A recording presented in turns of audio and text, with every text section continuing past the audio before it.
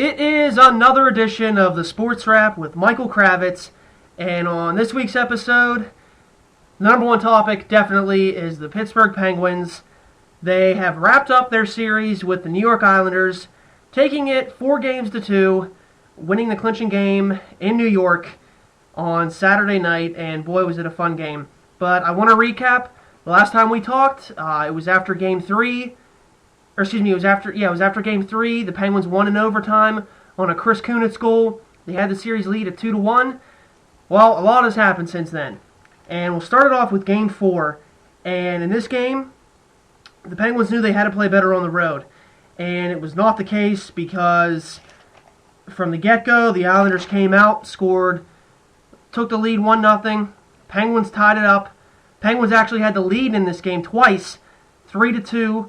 And then 4-3, but late in the third period, the Islanders answered with 3 goals. There was a few soft goals that Fleury let in, and they won this game 6-4 to tie the series at 2. John Tavares, a big goal, the game-winning goal in this game. Mark Streit, the defenseman, 2 goals and an assist. I mean, it was just a bad game by Fleury overall. He allowed 6 goals on 24 shots. And the power play, even though they only had 2 opportunities, they did not score. So a lot of Penguin fans are worried now about this series, and I myself was worried too because the Penguins lost Game 5 at the Consol Energy Center. I really had doubts that they could win this series. So Dan Bylsma decided to change it up, change the lineup, and he went with scratching Jussi Jokinen and Tanner Glass and inserting Tyler Kennedy and Joe Vitale on the 4th line. And another big move was that he switched Chris Kunitz down to the 2nd line to play alongside James Neal and Evgeni Malkin. And then he put Jerome McGinley on the right side of the number 1 line with Crosby and Dupuis. And boy, did it pay off. But the biggest lineup change was that he went with Tomas Vokoun, the veteran backup, over Marc-Andre Fleury because he didn't feel that Fleury, was playing his best. He needed to clear his mind.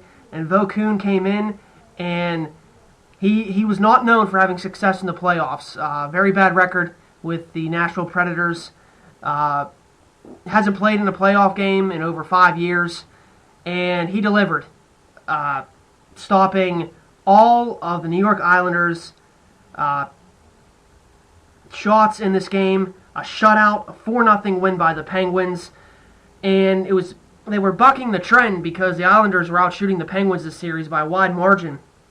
And it wasn't until the second period when the Penguins took 18 shots in that period alone to have an advantage. And because they were being outshot in the first period by 14-7.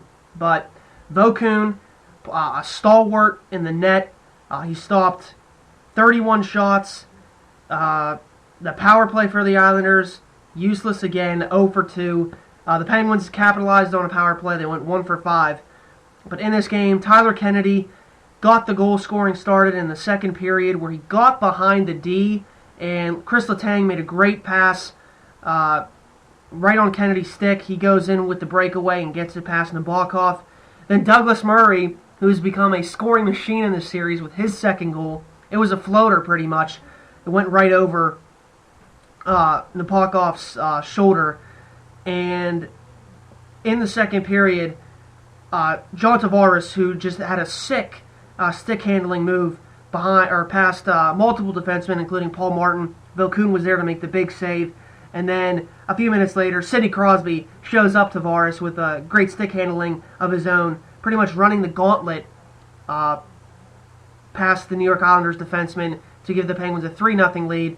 And then they added another goal in the 4th from Letang on the power play, and Nabokov was pulled midway through the third period in that game, but the Islanders just didn't have a pulse in this game, and the Penguins answered after that tough loss at the Nassau Coliseum.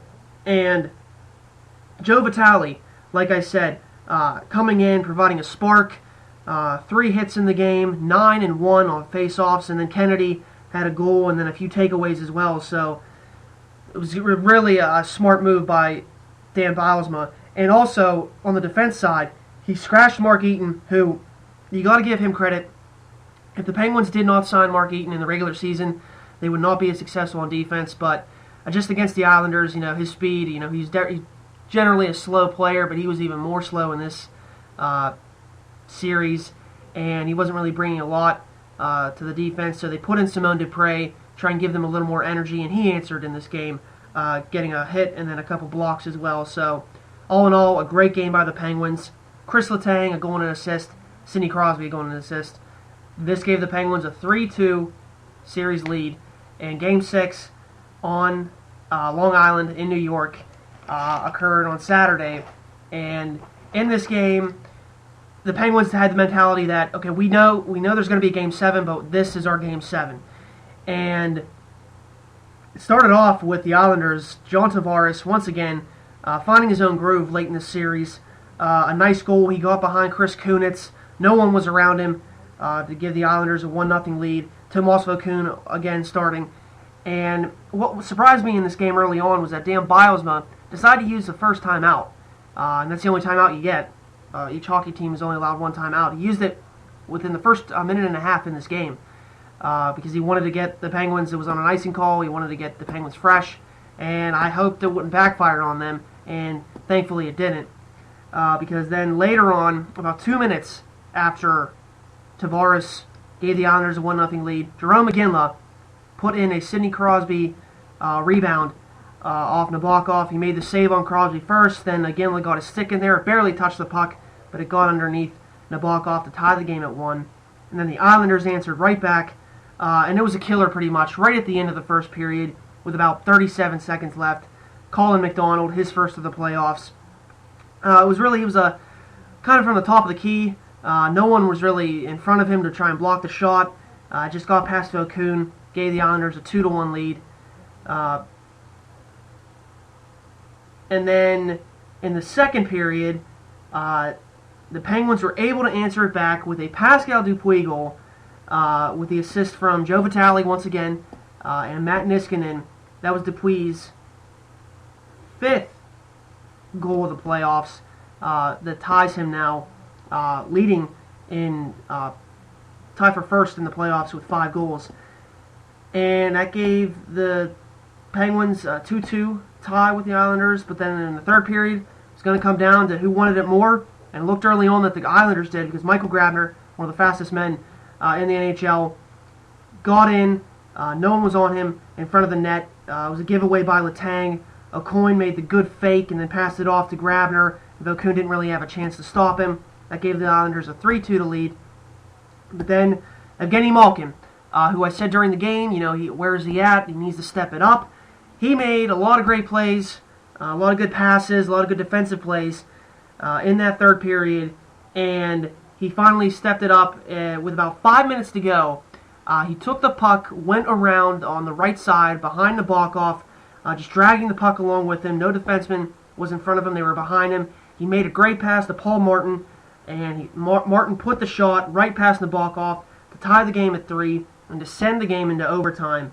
And it wasn't until about 7:49 of the overtime that a man who has not scored a playoff goal in his career, it is his 78th career playoff game, he finally gets it, and that is defenseman Brooks Orpik, putting a great shot, hit both crossbars, past Nabokov and into the net with a great pass from Tyler Kennedy.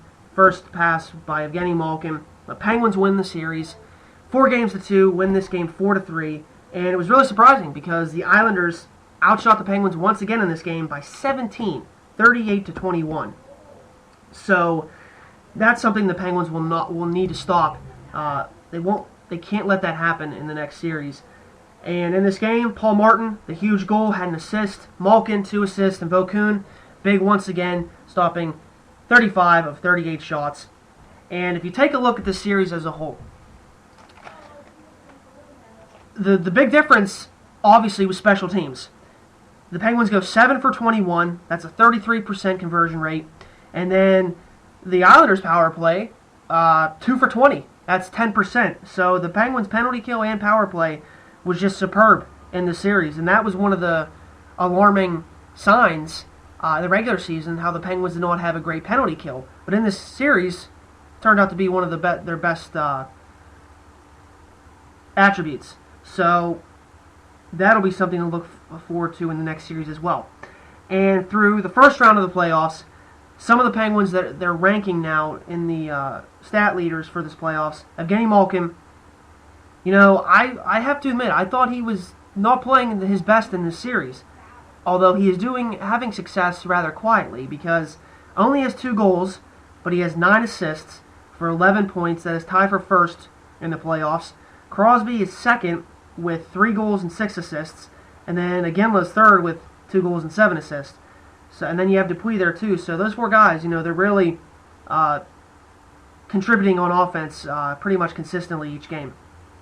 And so now you got to figure that for this second round series, which their opponent was determined a few days. Well, Ottawa beat Montreal 4-1, and they pretty much dominated the Canadiens with their physical play. You remember forget what game of the series it was. Everyone on the ice was fighting. It looked like a game from the 70s.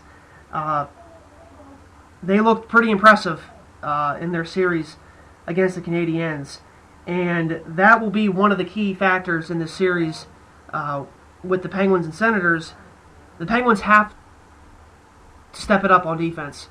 They cannot allow all these pucks being thrown to the net.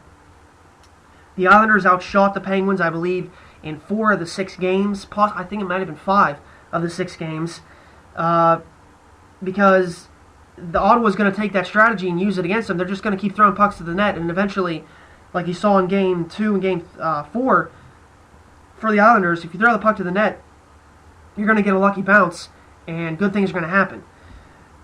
So it'll be interesting to see what defenseman Bosma will use. I'm assuming they're going to keep Dupuis in there and leave Mark Eaton out.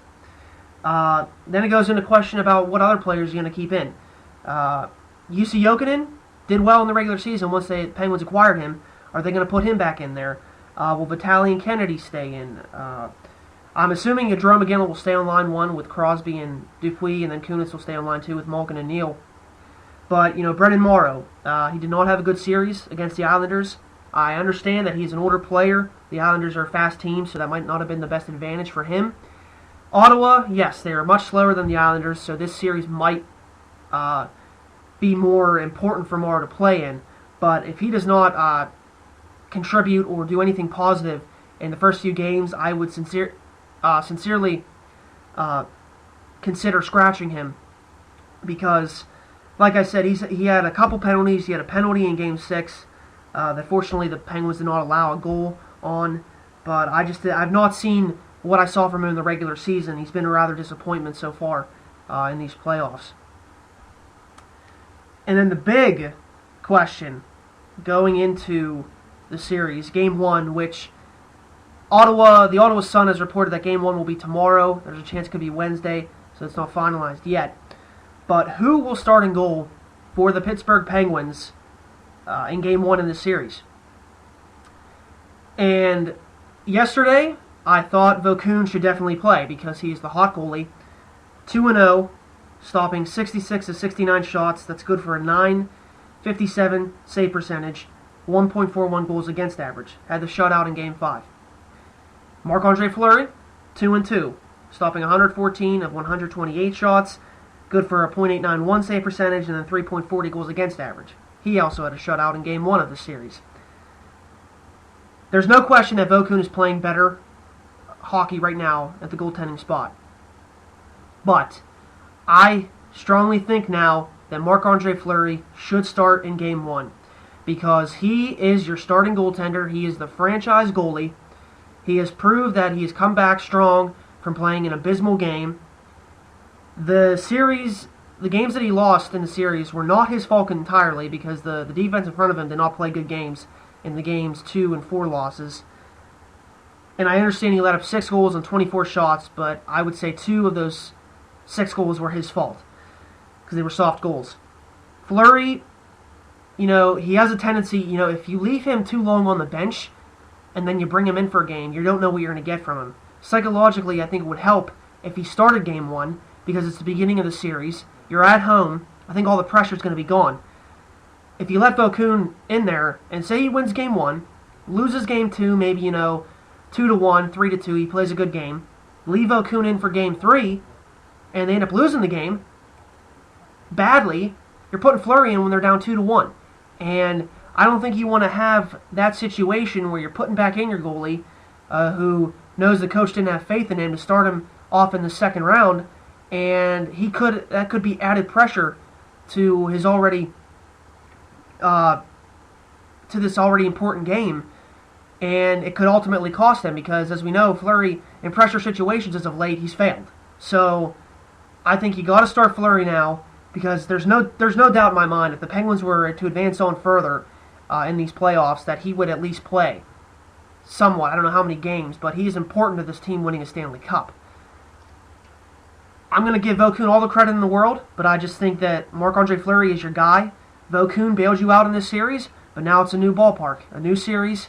Ottawa, different team, and I think you just got to go with Fleury. And if you look now at the past 3 meetings with the Senators this regular season, they beat them 2-1 in a shootout, 4-2, and 3-1. Vokoun started the 3-1 victory, stopped 34 of 35 shots, pretty much outshined Craig Anderson. And if you think about it, the Penguins have been the most successful team against Craig Anderson so far this regular season. They put up 8 goals against him in those 3 games. No one else has put that many goals on against him in a certain amount of games. The only thing, though, is that it's the playoffs now, and Craig Anderson is having the best postseason so far, at least the best round 1 for a goaltender so far in these playoffs, because against Montreal, only allowed 9 goals, stopped 171 of 180 shots, good for a .950 save percentage, and he was the big reason why the Senators won the series in 5 games.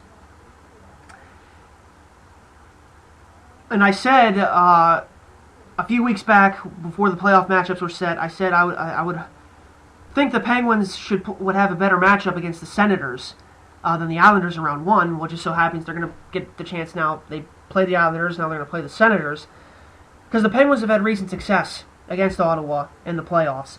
The only time Ottawa got the best of them recently was in 2007 when Crosby, it was the first time that he was a part of the Penguins making the playoffs. They lost the series in 5 games, but then in 2008 the Penguins swept the Senators, and then in 2010 they beat the Senators in 6 games in the first round. So I think I know players, and they don't like to look back on the past and say, well, that was the past, this is the present.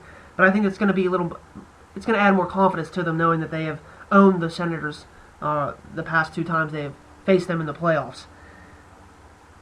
Multiple storylines in this series, no doubt. The Senators' penalty kill has been tremendous.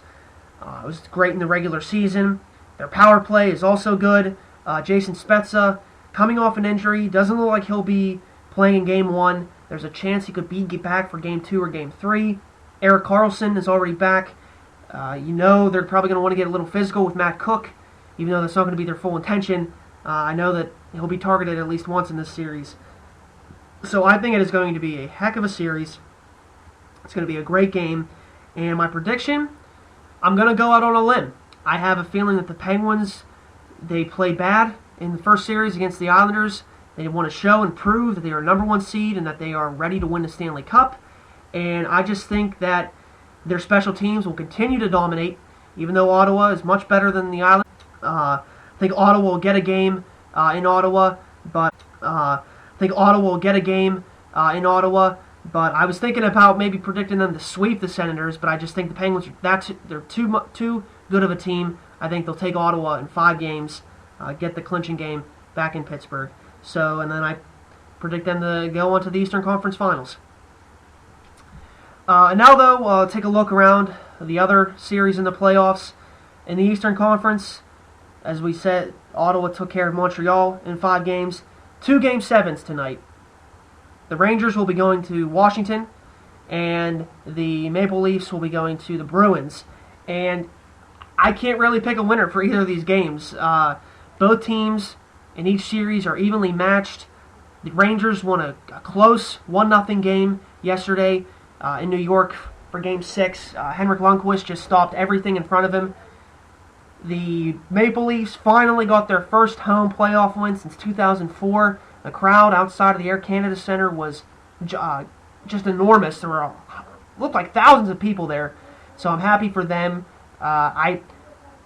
If I had to make a pick, I would say Boston would win and Washington. I'd go with both home teams, just because I think Game 7, the home ice advantage is a factor. But I've been proven to be wrong, and I'm wrong because last night, now we flip over to the Western Conference, Detroit and Anaheim faced off in California, Game 7, and Detroit ended up winning 3-2 to advance to play the Chicago Blackhawks in the next round. And you know what? This Detroit team, I think they're going to give Chicago a run for their money. I could see that series possibly going to 6 or 7 games. So I think that'll be a fun series to watch. And then the other series, as I mentioned last week, San Jose swept Vancouver 4-0. And then the defending Stanley Cup champions took care of the St. Louis Blues in 6 games. So they'll be facing the division rival San Jose Sharks, and which should be a good series. So if I had to make my predictions now for the Eastern Conference Finals and the Western Conference Finals, I would say the Penguins would face the winner of the Capitals and Bruins, and ultimately I think the Bruins, they just have too much good defense to offset the Capitals' offense. So I think it would be the Penguins and Bruins in the Eastern Conference Finals. And then on the Western side, I want to say Detroit, but I can't see them upsetting the Blackhawks, so I'm going to go with Chicago against San Jose for the Western Conference Finals. So we'll check back next week to give an update on those series and see where my predictions will lie. But should be another good second round of hockey. The first round did not disappoint. 3 Game 7s in all. And be sure to watch a couple of the Game 7s tonight in Washington and Boston. But now we are going to switch it over to the Pittsburgh Pirates. And the Pirates, coming off a series loss to the Washington Nationals at PNC Park. They've only had 6 games since. It started with the Seattle Mariners coming to Pittsburgh. First time they came to Pittsburgh since 2007. It was Aaron Harang going up against Jean-Marc Gomez, because it was announced 3 hours before the game that Gomez would be starting because James McDonald was put on the DL. Wasn't really given a reason why. It said it was right shoulder discomfort, but I think it was just psychological, because McDonald is just, his mind is, I don't know where he's at right now, and it'll be interesting to see what happens when he comes back off the DL. But Gomez went out there, and for just being notified 3 hours before, he pitched one heck of a game, 5 scoreless innings, only 2 hits, and then the bullpen came in and shut the door. Justin Wilson, 1 inning pitched, getting a strikeout. Watson, 2 1/3, getting a strikeout. Contreras coming in, only giving up a hit in the 3rd inning pitched. And then Melanson and Grilly shutting the door, both getting a few strikeouts. Grilly picked up his another save, going perfect for the year still. And the big thing in the game, Andrew McCutchen, 4 for 4, a double, stolen base, and RBI. Starling Marte getting a leadoff hit once again in the 1st inning, with his batting average just soaring in the 1st inning. And then Garrett Jones, a big 2-run homer to provide insurance for the Pirates to give them a 4-1 win. And really just showing that, they can get it done with starting pitching, even if it's by committee. And Jean-Marc Gomez did what he needed to do. And then the second game, which I was happy to attend, I knew it was going to be a low-scoring game, a great pitching duel. King Felix for the Seattle Mariners, A.J. Burnett for the Pirates. And in this game, it was definitely what you expected. The Pirates scored in the 1st inning, which was surprising. Marte had a leadoff double. McCutchen had an RBI single. Jones walked. So it was 1st and 2nd with 1 out. And you know that the Pirates knew that they needed to capitalize early on Hernandez, because their chances would be limited trying to score runs later on in this game, just like against Gio Gonzalez in the Nationals, where they did not convert. And in this game, they didn't either, because then the next batter up, McHenry, hit into an ending inning double play. Top of the 4th, Burnett was perfect at this point. Gave a leadoff walk to Michael Saunders. A wild pitch allowed him to go to 2nd. Jason Bay walked. Kyle Seager struck out. But then Kendry Morales hit a ground out to advance the runners at 2nd to 3rd. Burnett threw another wild pitch, the second in the inning, that scored Saunders, tied the game up at 1. Pirates had a really good chance to take the lead in this game. It was in the bottom of the 5th. Mercer had a leadoff double, but Barmes flied out to get Mercer to third, and they had the squeeze on for Burnett, but he couldn't get the bunt down, and then he was unable to put a ball in play, struck out, and then Marte struck out to end the inning. And you knew it was just a matter of time. Burnett left a pitch, one bad pitch out up over the plate. Jesus Montero hit it to straightaway center to give the Mariners a 2-1 lead, and that would be the final. Pirates did have a chance in the bottom of the 8th when Marte had a soft infield hit with about 2 outs, but he got caught stealing to end the inning. He kind of stopped midway when he was trying to steal second. I don't know why. I guess he didn't feel like he had a big enough lead. But that was pretty much the last chance the Pirates had at trying to tie this game up or take the lead. So Burnett got the loss, but he pitched a great game. 9 strikeouts, just gave up that home run. But then King Felix, 8 innings pitched, 5 Ks, only giving up a run. 2 dominant pitchers, and King Felix just got the best of AJ. So the Pirates finished that homestand going 2-3, and now they would go on a 4-game road trip to New York to take on the Mets, who have just been scuffling as of late. But in the first game of the series, it didn't look that way because Jason Grilli, his first loss of the year, Marlon Byrd reached on an infield single. He was then bunted to second, and then Mike Baxter, pinch hitting, RBI single for the walk-off win. Grilli's first loss of the season. The Mets win the game 3-2. In this game, though, Jeff Locke pitched great once again. He seems like he's been the most consistent starter, going 6 innings and only giving up 1 run on 3 hits. They took him out of the game because Hurdle didn't like what he was seeing out of his delivery. They bring in Watson and Melanson, but then Grilli gives up the winning run. In this game, though, Alvarez, it was nice to see him start to contribute more. 2 for 3, getting a home run, a couple RBIs. So it was nice to see Alvarez at least chip in on a heartbreaking end to losing on a walk-off way. And then in the rest of the games of the series, the Pirates swept them. They won 3 straight. Friday, they won the game 7-3. Jones had a huge 3-run homer in the top of the 5th to give the Pirates a 6-0 lead. They end up going up 7-1. And in this game, though, that caught my eye, Jordani Valdespin hit a 1-out home run off Jose Contreras and did a bat flip. It was pretty much showboating and showing off to Contreras. He ended up getting thrown out of the game. And it was important to note this because in the next following game, Saturday, Brian Morris comes in late in the game and hits Valdespin. And that just goes to show you what kind of camaraderie the bullpen has when Morris, a young guy, kind of steps up and says, "I got your back, Contreras," and pretty much showing up Valdespin by hitting him. So that's good, that sign to see between the bullpen with Contreras just being called up and Morris as well. But in this game, it was all about Francisco Liriano making his debut for the Pirates. He played a magnificent game, going 5 1/3, 6 hits, 1 run, 2 walks, 9 strikeouts, second highest strikeouts by a Pirate pitcher so far this season, just behind A.J. Burnett's 10. First inning, he struck out 2 of the first 3 batters.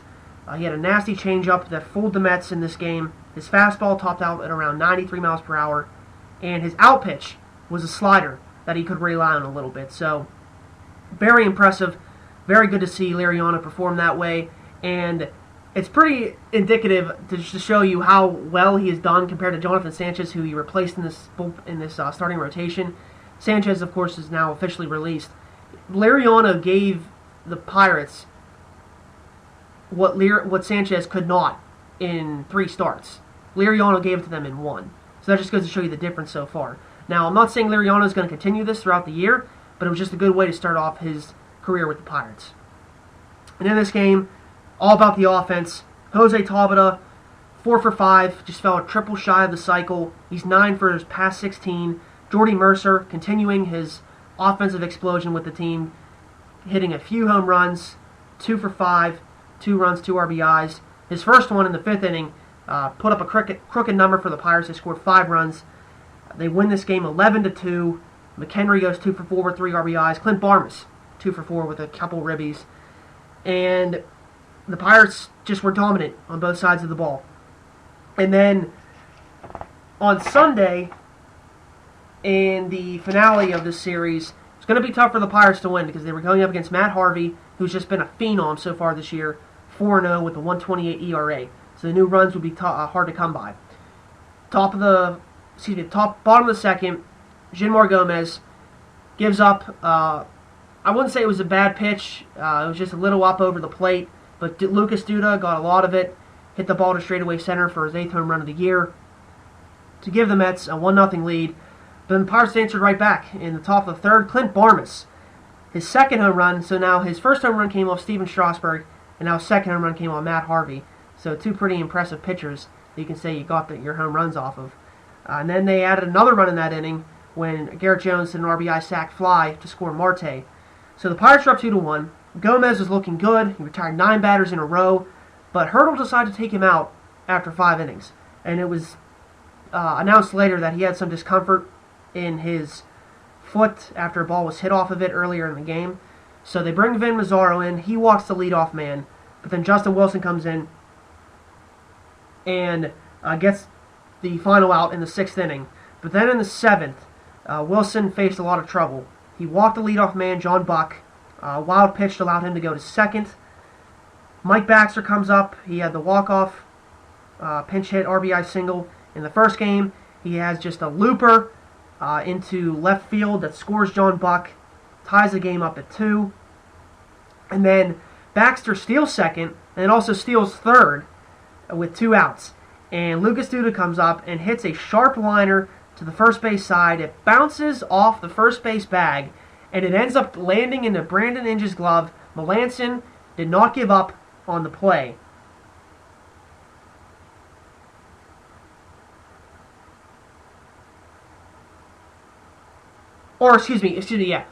Justin Wilson ended up striking out Turner to end the inning in the 7th. And then it wasn't until the 8th when this happened. But first, in the top of the 8th, Andrew McCutchen walked with an out. Sanchez pinched hit to face Brandon Line. He walks.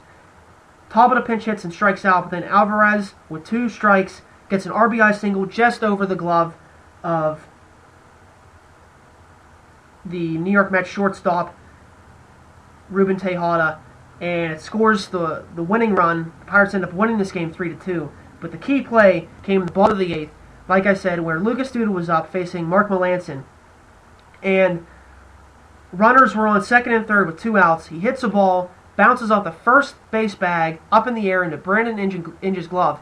Mark Melanson did not give up on the play. He ran to first base, and the Pirates got the final out of the inning. And then Jason Grilli comes on and strikes out the side in the 9th inning to give him his 15th save, and now leading the major leagues in saves with 15. The Pirates take the series, winning 3 of 4. Now they head home for a 10-game homestand, 4 with Milwaukee, 3 with Houston, and 3 with Chicago.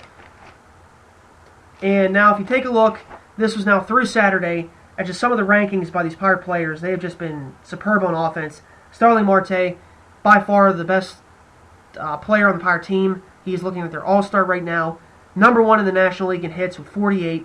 2nd in the National League with 28 runs. Also has 5 homers, 17 RBIs. 5th in the majors with 10 stolen bases. And 8th in the majors in batting with a .336 average. Andrew McCutchen starting to get back on track again. 36 hits, 22 runs, 4 homers, 20 RBIs. He's also running a little bit more, has 7 stolen bases. Average is at .275. Sure, he'll work his way back up over 300. And then Jordy Mercer, who has just been a surprise in the 8 games that he's played. He's 8 for 28, .286 average, 3 home runs, 4 RBIs. It'll be interesting to see what happens when Walker is reinstated, because I think Mercer should definitely stay up. The only problem is who you're going to send down, because you're not going to put Barmes down in AAA. You're paying him too much, and he's starting to come around with the offense. His bat's coming alive. And then John McDonald, he's more accustomed to coming off the bench rather than Jordy Mercer. So I think Hurdle's reasoning is that they're just going to want him to get more starting playing time at the shortstop position in Indianapolis, and then they'll eventually call him up again because, his offense has just added to this ball club. And another player who's showing more improvement, Pedro Alvarez. He's now over the 200 mark. 6 home runs, 17 RBIs. he's looking like he's definitely finding his way now with the bat, and you hope he can get things going where eventually they can move him up to the 5th spot or even the cleanup spot here later on down in the season. But the one thing I want to talk about, the bullpen. It's just been spectacular once again. They just seem to keep getting better and better as the season goes on. Mark Melancon, 0.50 ERA, unbelievable. 18 innings pitched, 18 strikeouts. That's a strikeout per inning. And it's hard to believe he gave up his first walk yesterday against the Mets. So, to only walk one in 18 innings, that just shows you how impressive he's been. Jason Grilli, even though he got the loss in the first game of this series, still has a 1.23 ERA, 15 saves, leads the major leagues, 23 strikeouts in 14 2/3 innings pitched. He has just been sensational as the closer. Jinmar Gomez coming in, getting the job done for McDonald against the Mariners, and also pitching well, matching Matt Harvey in the New York Mets game. And then if you look at the starting rotation, A.J. Burnett, even though he's 3-3, up there in strikeouts, leading the majors, 66 Ks. Jeff Locke, one of the most consistent pitchers so far for the Pirates this year, 3-1 record. His walks are up there with 19, but that happens with a young pitcher. And then Wandy Rodriguez, his walks have been down. It's virtually a 3-1 ratio, strikeouts to walks, and he'll be taking the mound the third game of the series against the Brewers. So he'll look to build on his strong start to the season. So if just take a look now at this 10-game road trip coming up, the Pirates are 10-game homestand. The Pirates are 21-16. It is their best start through 37 games to start off the season since 1992. Of course, the last year they had a winning record and went to the playoffs. So they didn't reach over the 500 mark until around the 45 to 50 game mark last year. So this team might be a little different than last year. So it'll be interesting to see where this team ends up. After this 10-game homestand, though, I was talking about it with some friends. I was saying, they're playing 3 teams who are under 500. Yes, they've had their problems with Milwaukee. Chicago's always played them tough, but the Astros they've owned. If they do not at least go 6-4 on this homestand, I think it's a failure. There's a possibility they could go 8-2, 9-1, and then there's a possibility they could go 4-6 and just have a bad week of offense. But this is a big, important 10-game homestand. Pirates are still going to look to build on getting to the top of the division again, just a few games back behind the Cardinals, and trying to get that many more games over 500. And now I just want to talk a little bit about the NBA playoffs. Started off with the Chicago Bulls, Miami Heat. The Bulls took an impressive, that I did not see coming, a Game 1 victory against the Miami Heat in Miami. It was really surprising. They beat them 93-86. Nate Robinson, the little Energizer Bunny, 27 points. Jimmy Butler, 21 points and 14 rebounds. The Bulls finished the game on a 10-0 run for the final 2 minutes. LeBron James finished with 24, but he only had 2 in the entire first half. And the Bulls were able to do it shorthanded once again. Heinrich was out, and Luol Deng was out.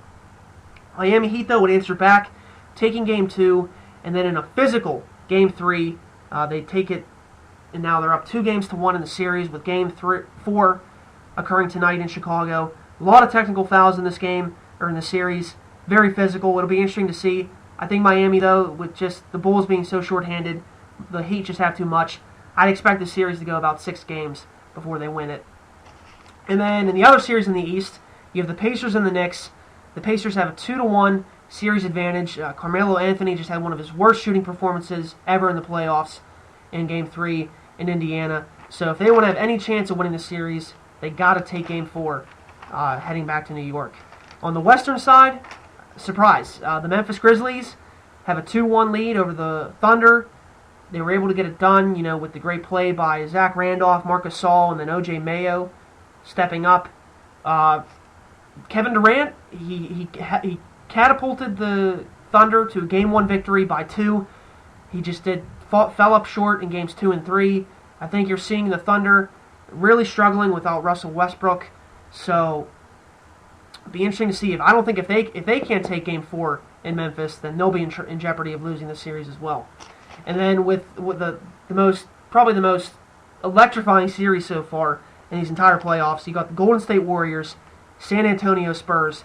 It has just been a back and forth affair.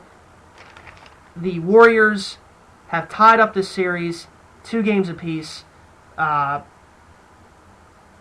Started off with the immaculate game 1 where the Warriors were up by 16 points with 4 minutes to go in regulation. San Antonio comes all the way back, ties it up, sends it to overtime, goes to a double overtime, and Manu Ginobili hit the game-winning 3 with 1.2 seconds left to give San Antonio the 1-0 series lead.